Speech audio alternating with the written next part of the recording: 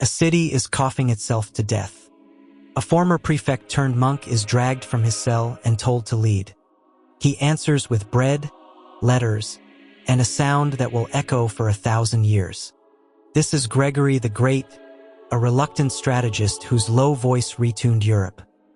Born rich, trained to rule, Gregory sits in Rome's highest civic chair, prefect. Then he walks away. He sells property, funds monasteries, and turns his mansion on the Caelian Hill into St. Andrew's. Neighbors call it madness.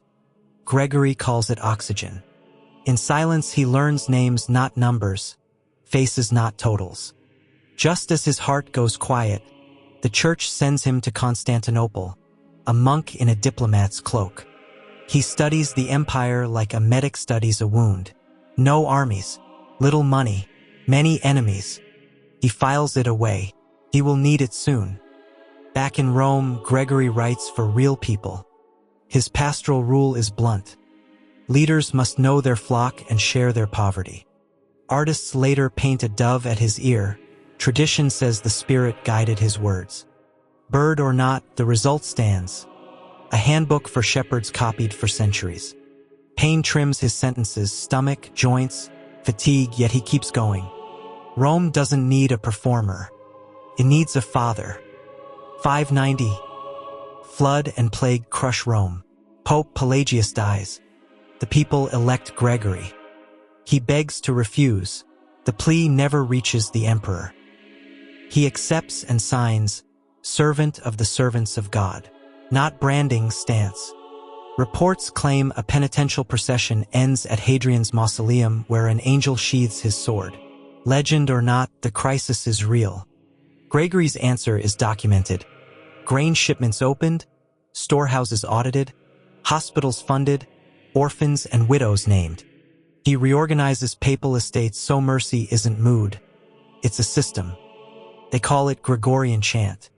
Scholars debate authorship, but Gregory backs the schola cantorum, standardizes readings and calendar, and trains clergy so meaning carries the music. Rumors suggest he shaped melodies. Historians say he curated and codified. Either way, the West inherits a sonic spine that holds prayer steady for centuries. At a market he sees fair-haired slaves, not angles but angels. Tradition says he quips. As Pope he sends Augustine of Canterbury north. Then the bold memo to Mellitus. Don't destroy pagan temples, cleanse and reuse them. Keep the festivals, re-aim them toward God. People rarely cross a chasm in one jump. They step on familiar stones. England's early conversions begin in repurposed spaces where the furniture is known and the story is new. No legions to command. Lombards press in. Gregory stabilizes with letters, rations, ransoms, and alliances. Hello, Queen Theodolinda. He turns papal estates into roads of mercy and bishops into regional problem solvers. Some fear the church is getting too administrative. Others answer, hungry people don't eat theories. Homilies with street-level examples. Dialogues full of saints and miracles. Scholars debate layers, but the devotion stuck. Moralia on job, a map for suffering.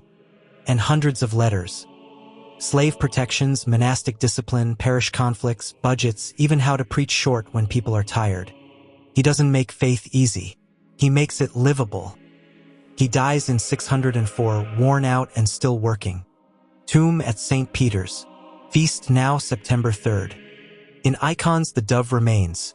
In archives the ledgers remain. In choirs the tone remains. He never sought the word great. The city he fed gave it to him.